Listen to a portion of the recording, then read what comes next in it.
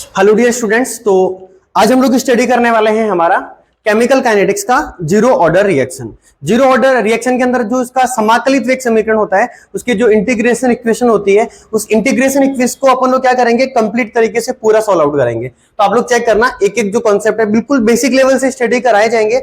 इस टॉपिक के अंदर अक्सर क्या होता है, जैसे ही समाकलित वेग समीकरण आता है ना, तो यहाँ वायु वाला जो बचा होता है उसको इंटीग्रेशन, उसको मतलब डेरिवेशन के अंदर, ठीक है, बहुत ज्यादा दिक्कत आती है। तो आप लोगों को यहाँ पर कंप्लीट मतलब डेरिवेशन भी पूरा सॉल्व आउट करवाया जाएगा, इंटीग्रेशन को कैसे अप्लाई करना वो सारी चीजें बताई जाएगी। तो चलो हम लोग स्टार्ट करते हैं। हमारे पास तो फर्स्ट ऑफ ऑल हम लोग ये बात करते हैं, हमारे पास क्या होता है कि अभिक्रिया का वेग होता है। अभिक्रिया का जो वेग होता है उसको हम लोग क्या लिखते हैं, minus D R upon D T से रिप्रेजेंट किया जाता है। ये हमारे पास में क्या होता है, अभिकारक का वेग। अभिकारक का जो वेग होता है समय के साथ उसकी कॉन्सेंट्रेशन कम होती है, इसीलिए नेगेटिव साइन को रिप्रेजेंट कर रखा है। अब आप लोग यहाँ आराम से चेक करते हुए जाना, अपने पास जो समाकलित वेग समीकरण होता है वो अपने पास क्या होता है कि अभिकारकों की सांद्रताओं की घातों के गुणनफल के समानुपाती होता है। और यदि ये हमारे पास जीरो ऑर्डर रिएक्शन है, शून्य कोटि की अभिक्रिया है, तो यहाँ हमारे पास इसकी सांद्रता कॉन्सेंट्रेशन की वैल्यू कितनी आ जाएगी, ऑब्वियस बात है कि जीरो आ जाएगी। अब इसको हम लोग आगे से आगे कंप्लीट पूरा का पूरा सॉल्व आउट करेंगे। यदि एग्जाम में आप लोगों के पास यदि कभी एक नंबर का क्वेश्चन आ जाता है कि जीरो ऑर्डर रिएक्शन शून्य कोटि की अभिक्रिया का अवकलित वेग समीकरण लिखो, तो ये अपने पास का अवकलित वेग समीकरण है, क्योंकि डी अपॉन डी टी वाली जो फॉर्मेशन होती है वो उसकी अवकलन वाली फॉर्मेशन होती है। तो यहां आप लोगों के पास यदि एक नंबर का क्वेश्चन आए, आप लोग डायरेक्ट क्वेश्चन को अटेम्प्ट कर देना सीधे तरीके से। अब हम लोग इसके आगे वाली बातें करते हैं। यदि किसी की भी पावर जीरो होती है तो उसकी वैल्यू हमेशा 1 होती है। तो अगले स्टेप के अंदर हम लोग क्या लिखने वाले हैं, तो minus D R upon D T. यह हमारे पास कौन आ जाएगा, के और आर की वैल्यू 1 है, तो इसको 1 को यदि हम लोग के को यदि 1 से मल्टीप्लाई करेंगे तो कोई दिक्कत वाली बात नहीं है। फिर हम लोग इस डी टी को क्या कर देते हैं, उस साइड भेज देते हैं। तो जैसे ही उसको उस साइड भेजेंगे हम लोग, तो आप लोग स्टेप फॉलो करते रहना। क्या होने वाला है, ये डी आर और यहाँ क्या हो जाएगा, के डी टी हो जाएगा। अब इस माइनस वाले साइन को मैं क्या करता हूं, इस तरफ भेज देता हूं। अब हम लोग इसका करेंगे समाकलन। क्या करने वाले हैं, यस, समाकलन करने पर, समाकलन करने पर तो चेक करना, जैसे समाकलन करेंगे यहां समाकलन का साइन आ जाएगा डी आर, यहां पर भी साइन ऑफ इंटीग्रेशन आ जाएगा, के डी टी आ जाएगा। अब यहां एक एक स्टेप को इजी वे में समझना, ताकि बायो वाले बच्चों को भी किसी प्रकार की दिक्कत नहीं आए। यहां के अपने पास कांस्टेंट है, अपने पास इसको हम लोग वेग स्थिरांक कहते हैं। जब भी हम लोग इंटीग्रेशन करते हैं, समाकलन करते हैं, स्थिरांक को हमेशा बाहर निकालना पड़ता है। तो यहां अपने पास माइनस का के क्या हो जाएगा, बाहर आ जाएगा। अब हम लोग इसका जब पूरा इंटीग्रेशन करेंगे तो के कांस्टेंट है और माइनस का के होगा, बाहर यहां आ जाएगा, तो ये माइनस के हो गया, ये अपने पास कौन हो गया, dt हो गया। अब देखो सिंपल अपने पास फॉर्मूलेज होते हैं, जैसे dt का फॉर्मूला होता है हमारे पास t प्लस सी होता है, क्योंकि dt अपने पास बहुत छोटी सी वैल्यू होती है, पूरी वैल्यू निकालनी होती है, तो पूरे का समाकलन कंप्लीट t आ जाएगा। ये अल्पांश होता है, पूरे का मान t आ जाएगा। यदि अपने पास dx है तो ऑब्वियस बात है इसका x प्लस सी, या सी अपने पास कांस्टेंट होता है जिसको हम लोग समाकलन स्थिरांक कहते हैं। तो आगे से आगे वैल्यूज को हम लोग इजी वे में मतलब करते हुए जाएंगे कंप्लीट, कोई इश्यू वाली बात नहीं है। तो यहाँ dr आ रहा है तो ये भी आराम से हो जाएगा। इसको हम लोग क्या लिख देंगे, सिंपल तरीके से r आ जाएगा, यहाँ माइनस के सेम रहेगा। dt का यदि इंटीग्रेशन करेंगे तो इसकी वैल्यू आ जाएगी t, और यहाँ अपने पास कौन आ जाएगा, प्लस का c आ जाएगा। इसको हम लोग दे रहे हैं इक्वेशन नंबर फर्स्ट, और इसी हमारे पास कौन है, समाकलन स्थिरांक है। अब इसको आगे बढ़ाते हैं। अब हमें क्या करना है, यहाँ c की वैल्यू निकालनी पड़ेगी। c की वैल्यू को क्या करना पड़ेगा, फाइंड आउट करना पड़ेगा। तो c की वैल्यू निकालने के लिए हम लोग क्या करते हैं, प्रारंभिक अवस्था लेते हैं। प्रारंभिक अवस्था में, प्रारंभिक अवस्था में, प्रारंभिक अवस्था में यानी स्टार्ट में। अब देखो यहाँ एक इंपॉर्टेंट बात कहने वाला हूं मैं, यदि आपको कभी भी प्रारंभ वाली कंडीशन निकालनी, स्टार्ट वाली, तो मतलब प्रारंभ में अपने पास t बराबर 0 होता है, और t बराबर 0 पर अभिक्रिया जो होती है उसमें जो अभिकारक की जो सांद्रता होती है, उस अभिकारक की जो सांद्रता होती है वो अपने पास क्या होती है, अधिकतम होती है, और अभिकारक की सांद्रता को r नॉट लिखा जाता है। तो प्रारंभिक अवस्था में अपने पास यहाँ पर दो वैल्यूज आप लोग इसी वे में फोकस करें। t बराबर 0 पर अभिकारक की सांद्रता जो r होती है, उस r की वैल्यू होती है r नॉट। कितनी होती है, यस, तो क्या लिखेंगे, r नॉट। अब यहाँ t और r दोनों की वैल्यू को हम लोग इक्वेशन नंबर फर्स्ट के अंदर रखेंगे। तो आप लोग चेक करना कौन से समीकरण से, तो हम लोग बात करने वाले हैं समीकरण नंबर 1 से।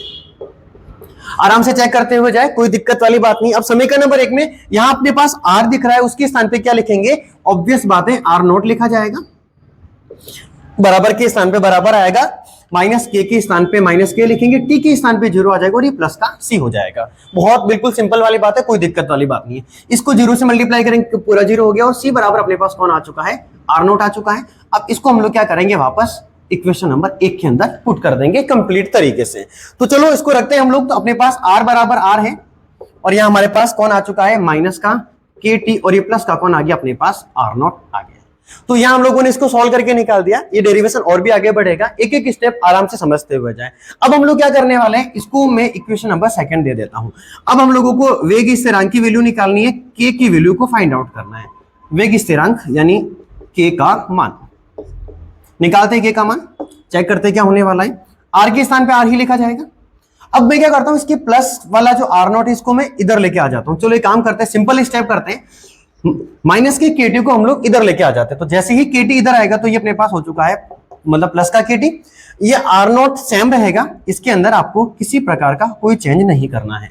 ये प्लस का r उधर जाएगा तो क्या हो जाएगा, यस ये हो जाएगा माइनस का r, राइट। अब हमको यहाँ क्या करना है, जैसे ऊपर लिखा है k की वैल्यू निकालनी है, तो k की वैल्यू निकालनी है। यहाँ t नहीं होना चाहिए, तो t मल्टीप्लिकेशन के अंदर है, डिवाइड में चला जाएगा इजी वे में।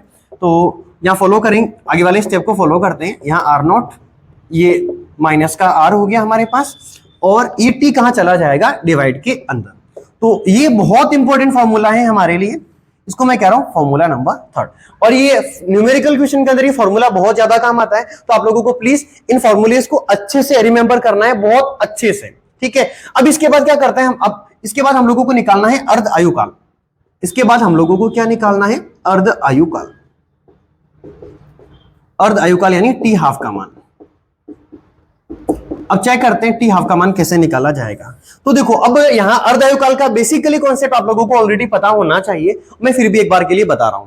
अर्ध आयुकाल कैसे निकाला जाता है, यदि हमें अर्ध आयुकाल की वैल्यू निकाले तो अर्ध आयुकाल में क्या होता है कि ऐसा समय या फिर वह निश्चित समय जिस समय में अभिकारक की जो प्रारंभिक सांद्रता होती है, अभिकारक की प्रारंभिक सांद्रता को हम लोग बोलते हैं R0, यानी किसी अभिकारक की सांद्रता उसकी प्रारंभिक सांद्रता R0 की कितनी रह जाए, आधी रह जाए। यानी कि यहां पर अपने पास T बराबर यदि T हाफ लिखना पड़ेगा, तो जो अभिकारक की सांद्रता R होती है उसकी सांद्रता का मान उसकी प्रारंभिक सांद्रता का कितना रह जाता है, R0 रह जाता है। तो ये अपने पास समय क्या कहलाता है, अर्ध आयुकाल कहलाता है। यानी अर्ध आयुकाल में सिंपल कॉन्सेप्ट याद रखना है, यदि आप लोगों को वेग स्थिरांक का फॉर्मूला पता है या फिर ये पूरी समीकरण पता है, तो इस पूरी वैल्यू के अंदर आपको T के स्थान पर T हाफ की वैल्यू को पुट करना है और R के स्थान पर आप लोगों को R0/2 की वैल्यू को पुट करना है। तो चलो अप्लाई करते हैं और इसके अर्ध आयुकाल के मान को निकालने की कोशिश करते हैं। तो अपन लोग क्या करते हैं कि अपन लोग बात करते हैं समीकरण नंबर 3 से, या फिर समीकरण नंबर 3 में मान रखेंगे हम लोग,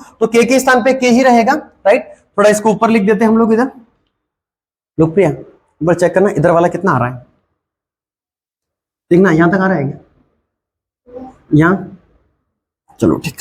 हाँ, अब इसकी वैल्यू को पुट करते हैं और इसको कंप्लीट तरीके से कंसल्ट करने की कोशिश करते हैं हम लोग, राइट। तो चेक करते हुए जाए, k के स्थान पे k ही आएगा हमारे पास में, और R0 के स्थान पे R0 ही लिखेंगे क्योंकि हमें R की वैल्यू को रिप्लेस करना है। तो यहां R0 लिख देंगे, माइनस R के स्थान पे R0/2 लिख दिया जाएगा। इसके अपॉन में t के स्थान पे आ जाएगा t हाफ। अब मुझे t हाफ की वैल्यू निकालनी, तो मैं क्या करता हूं, इनको आपस में रिप्लेस कर देता हूं। जो डिवाइडेशन के अंदर है वो मल्टीप्लिकेशन में चला जाएगा, ऊपर वाला नीचे आ जाएगा। तो यहां हमारे पास हो चुका है t हाफ। t हाफ को हम लोग R0 में से R0/2 जाएगा, तो अपने पास क्या बच जाएगा, ऑब्वियस बात है R0/2 बच जाएगा, और ये के मल्टीप्लिकेशन वाला डिवाइडेशन के अंदर आ जाएगा, और ये हमारे पास आ चुका है t हाफ की वैल्यू। तो ये अपने पास जीरो ऑर्डर रिएक्शन जो होता है उसके t हाफ की वैल्यू क्या होती है, R0/2 होती है। ये हमारे पास कंप्लीट डेरिवेशन हो चुका है जीरो ऑर्डर रिएक्शन का। एक बार आप लोगों को वापस रिबैक करवा लेते हैं कि इस टॉपिक के अंदर करना क्या क्या है।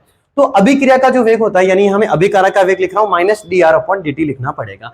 तो यहां पर अभिकारक की सांद्रताओं के घातों के गुणनफल के समानुपाती होता है, और यहां मैं जब जीरो ऑर्डर रिएक्शन की बात कर रहा हूं तो यहां r की वैल्यू भी जीरो आएगी, क्योंकि जीरो ऑर्डर रिएक्शन के अंदर अभिक्रिया में उपस्थित अभिकारकों की सांद्रताओं की घातों का योग जितना होगा, यानी यहां पर जीरो ऑर्डर रिएक्शन है तो जीरो होना चाहिए। तो r को जीरो लिख दिया, और r की पावर जीरो की वैल्यू 1 हो जाएगी। तो जब k को 1 से मल्टीप्लाई करोगे k ही आएगा। अब हम लोग क्या करेंगे, यहाँ अपॉन वाला जो dt है इसको हम लोग इधर मल्टीप्लिकेशन में भेज देंगे, ये माइनस वाला इधर माइनस आ जाएगा। फिर इसका हम लोग इंटीग्रेशन करेंगे, तो dr अपने पास यहाँ पे मतलब साइन ऑफ इंटीग्रेशन, यहाँ पे भी साइन ऑफ इंटीग्रेशन आ जाएगा। इसका समाकलन करेंगे, यहाँ कॉन्स्टेंट वैल्यू है k, कॉन्स्टेंट वैल्यू क्या हो जाएगी, बाहर आ जाएगी। यहाँ dr का आर हो जाएगा माइनस के कांस्टेंट, डी टी का इंटीग्रेशन करेंगे, टी आ जाएगा प्लस का सी आ गया।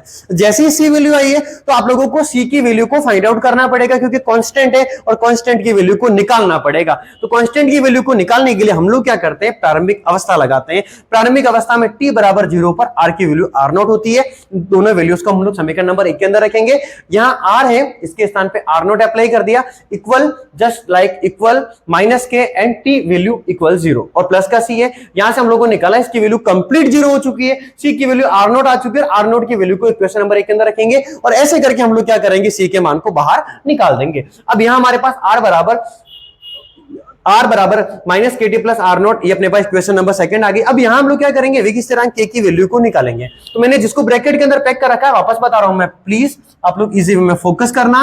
ये फॉर्मूला बहुत इंपॉर्टेंट है और ये न्यूमेरिकल क्वेश्चंस के लिए बहुत इंपॉर्टेंट है and also important for numerical questions. Okay, तो यहां फोकस करना, मुझे के की वैल्यू फाइंड आउट करनी है। माइनस का केटी इधर आके प्लस का केटी हो गया, आर नॉट है जैसा का जैसा है, नो चेंज, प्लस का आर इधर जाएगा, माइनस का आर हो चुका है। यहां के की वैल्यू निकालनी है, टी अपने पास कहां चला जाएगा, डिवाइड में चला जाएगा और ये अपने पास के की वैल्यू। अब इसको आप लोगों को वन लाइनर भी याद रखना है। इसका कोई पूछ ले जीरो ऑर्डर रिएक्शन का वेग स्थिरांक का मान कितना होता है, तो आप लोग क्या बोलोगे, के बराबर R naught minus R upon में टी, राइट। तो के बराबर R naught minus R upon T. फिर बात करते हैं इसके अर्धायुकाल के बारे में। तो आप लोग फोकस करना, अर्धायुकाल की ये कंडीशन आप लोगों को रिमेंबर रखनी है कि टी इक्वल टी हाफ है तो आर बराबर आर नॉट अपॉन 2 होता है, क्योंकि ऐसा समय या फिर अर्धायुकाल एक ऐसा समय है जिसमें अभिकारक की सांद्रता उसकी प्रारंभिक सांद्रता आर नॉट की आधी रह जाती है। अब इसको हम लोग अप्लाई करेंगे और नॉर्मल कैलकुलेशन सॉल्व करेंगे और ये अपने पास कंप्लीट तरीके से आ चुका है।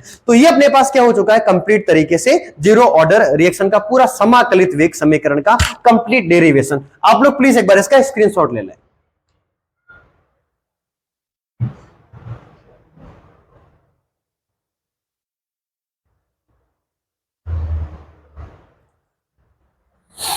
हाँ यस, तो आप लोगों ने इसका स्क्रीनशॉट ले लिया होगा, राइट। तो ये टॉपिक हम लोगों ने बहुत बेसिक लेवल से पढ़ा है, बायो मैथ्स वाले लगभग सबको समझ में आ गया होगा। तो अपने नेक्स्ट वीडियोस जो आएगा वो आने वाला है हमारे पास में फर्स्ट ऑर्डर रिएक्शन वाला, राइट। फर्स्ट ऑर्डर वाला जो रिएक्शन का जो अपने पास समाकलित वेग समीकरण है उसको भी कंप्लीट बहुत शानदार तरीके से स्टडी करेंगे। बायो वाले बच्चे बिल्कुल घबराने वाले नहीं है कि टॉपिक अपने लिए कॉम्प्लिकेटेड होने वाला है। Okay, thank you so much. यदि आप लोगों को वीडियोस अच्छा लगा हो तो प्लीज अपने दोस्तों के साथ में अधिक से अधिक शेयर करें। यदि आप लोगों ने चैनल को सब्सक्राइब नहीं कर रखा है तो प्लीज चैनल को सब्सक्राइब करें और इस चैनल को अधिक से अधिक सपोर्ट करें। Okay, thank you so much, God bless you.